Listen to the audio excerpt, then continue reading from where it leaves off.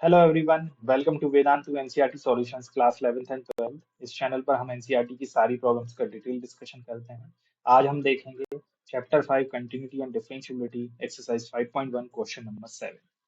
Question 7 है find all points of discontinuity of f where f is defined by fx equals to mod x plus 3 if x is smaller than equal to -3, minus 2x if x lies between -3 and 3, 6x plus 2 if x is greater than equal to 3। तो again अच्छा question है। अलग अलग x पे F x की definition अलग अलग है ना। इस तरह के क्वेश्चन में थोड़ा सा हमें ध्यान रखना पड़ता है, राइट। तो शुरू करते हैं। लेट से मैं मान लेता हूं कि be any real number, be any real number, के कोई रियल नंबर है ना? क्योंकि यहाँ पे एफ एक्स जो डिफाइंड है सारे रियल नंबर्स पे डिफाइंड है, right. Small than equal to -3 से 3 और ग्रेटर देन इक्वल टू, तो के कोई रियल नंबर है। इसमें हमें केसेस बनाने पड़ेंगे, है ना। के की वैल्यू हमें डिफाइन करनी पड़ेगी। केस 1 में ले रहा हूं व्हेन के इज स्मॉलर देन -3, जब के की वैल्यू -3 से छोटी है। के क्या है?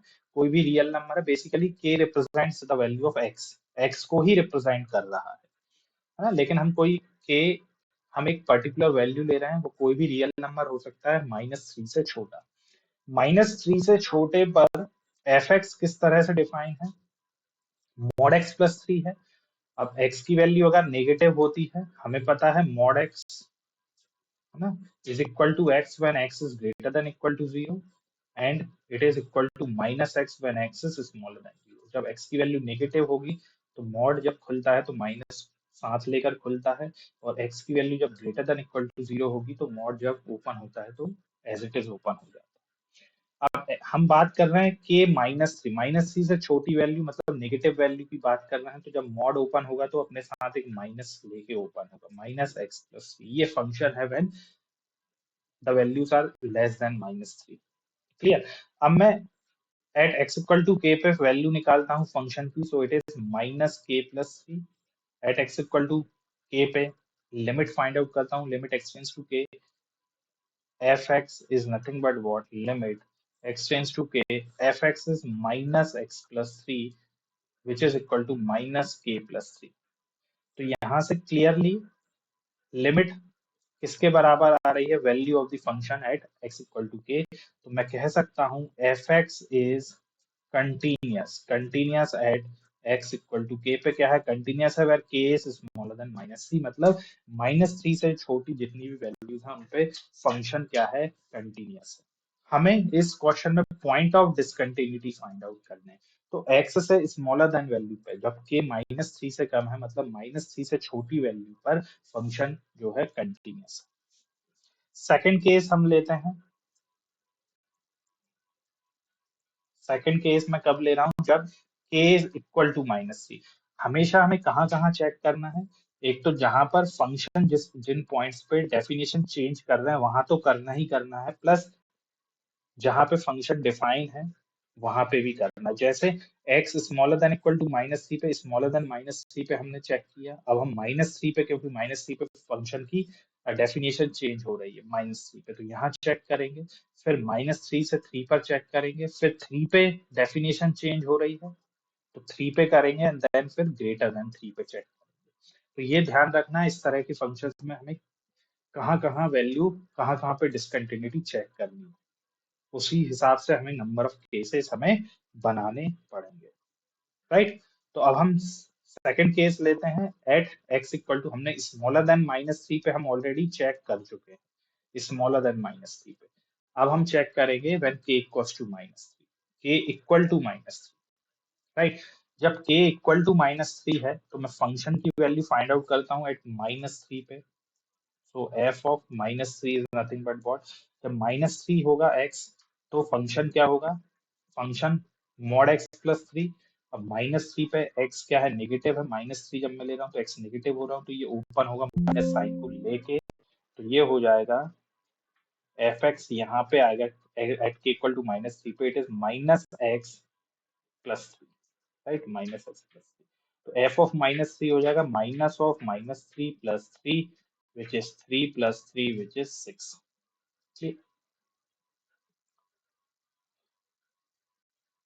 राइट। अब यहाँ पे मैं एक बार और फंक्शन, क्योंकि हम x इक्वल टू -3 यानी k इक्वल टू -3 पे हम कंटिन्यूटी चेक कर रहे हैं। एट k इक्वल टू -3 पे फंक्शन की वैल्यू आ रही है 3। अब हमें लिमिट और चेक करना है।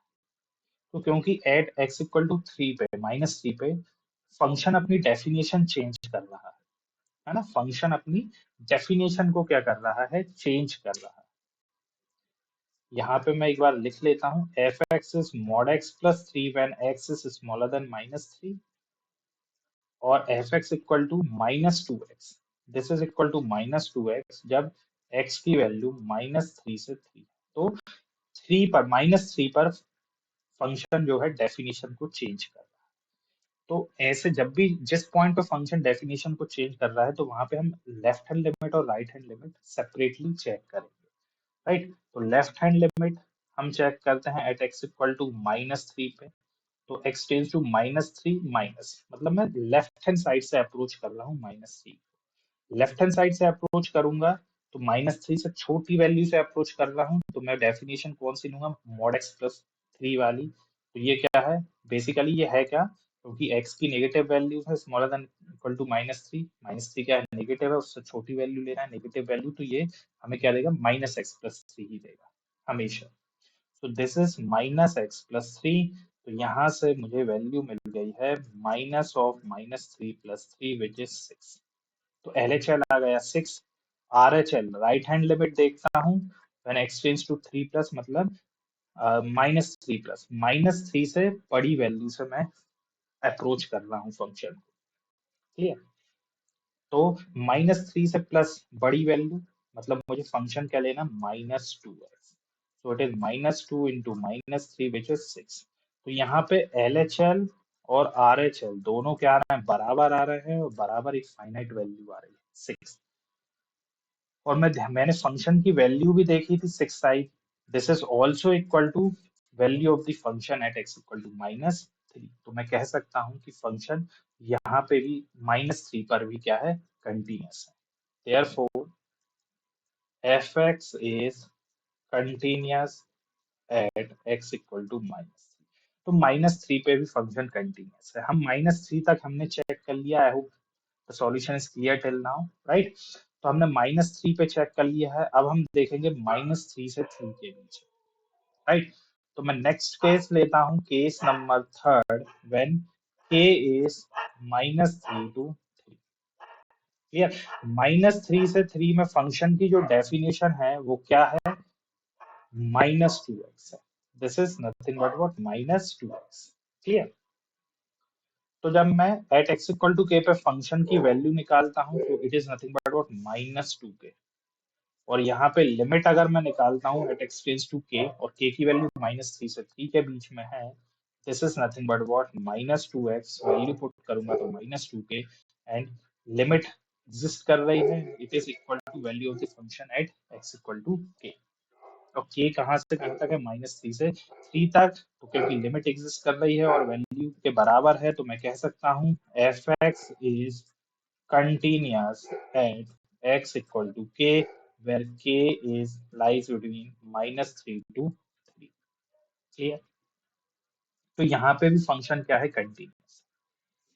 यहाँ पे LHL और RHL हमने क्यों चेक नहीं की हैं, क्योंकि हम k x equal to k ले रहे हैं, k की वैल्यू -3 से 3 तक है, और -3 से 3 में फंक्शन की वैल्यू, फंक्शन जो है चेंज नहीं हो रहा, ये -2x he, right.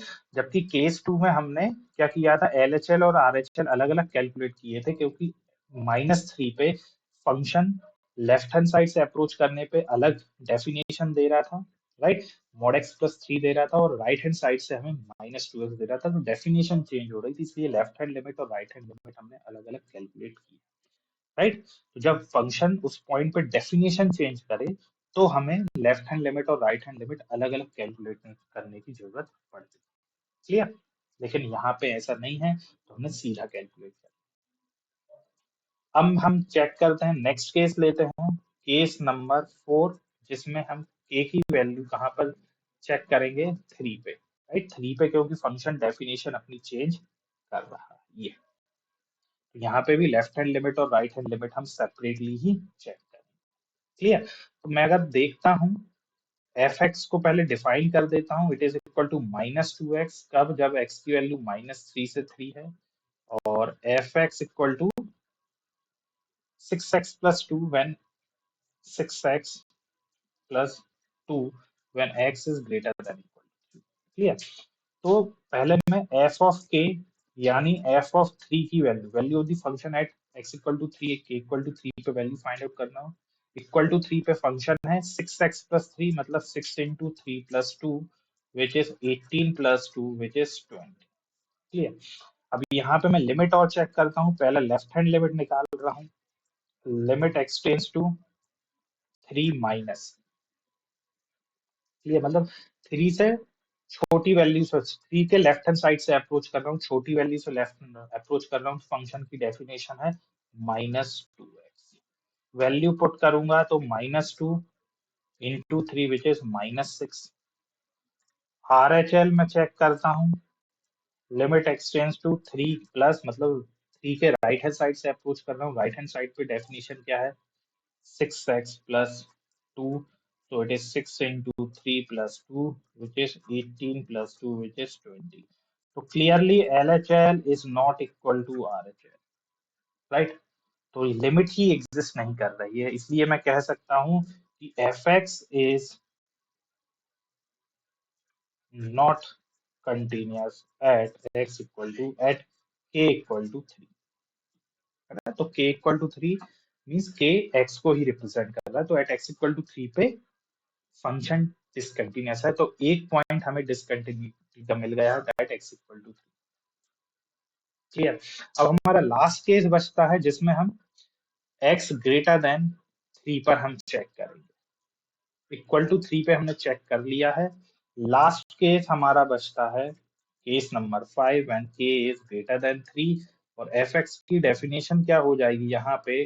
6x plus 2 when x is greater than equal to, हम ग्रेटर देन 3 पे देख रहे हैं, राइट? ग्रेटर देन 3 पे तो मैं के कोई वैल्यू है x की जो कि ग्रेटर देन 3 है, तो मैं वैल्यू ऑफ के निकाल, value of function at x equal to k पे निकाल लेता हूँ, जहाँ पे k ग्रेटर देन 3 है। तो ग्रेटर देन 3 पे फंक्शन डिफाइंड है 6x plus 2, so it is 6x plus 2। Limit check करता हूँ at x tends to k fx, so this is nothing but what? Limit x tends to k 6x plus 2, k put करूंगा तो 6k plus 2। यहाँ पे k क्या है? Greater than 3 है, greater than 3 पे फंक्शन अपनी डेफिनेशन चेंज नहीं कर रहा, इसलिए मैंने LHL और RHL सेपरेटली कैलकुलेट नहीं करे। सेपरेटली करते भी है तो भी हमें सेम ही वैल्यू मिलेगी 6k plus 2। LHL is equal to RHL which is equal to 6k plus 2, and this is equal to value of the function at x equal to k। तो मैं कह सकता हूँ fx is continuous at x equal to k where k is greater than 3। तो यहाँ भी function discontinue, यहाँ भी फंक्शन कंटिन्यूअस है, इसका मतलब सिर्फ वन ही डिसकंटिन्यूअस पॉइंट मिला है, ओनली वन डिसकंटिन्यूटी पॉइंट,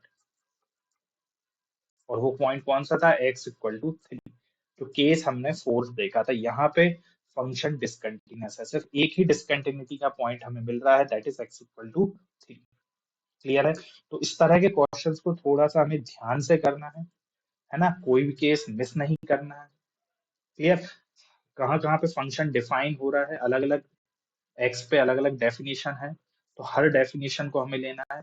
जहां पे फंक्शन अपनी डेफिनेशन चेंज कर रहा है उस पॉइंट को सेपरेटली लेना है, और उन पॉइंट पे LHL और RHL को सेपरेटली चेक करना है। क्लियर है? राइट? तो अच्छा क्वेश्चन था। I hope the solution clear to everyone. Please do like, share and subscribe the channel. We'll see you in the next video with the next problem, students. Till then, have a good day.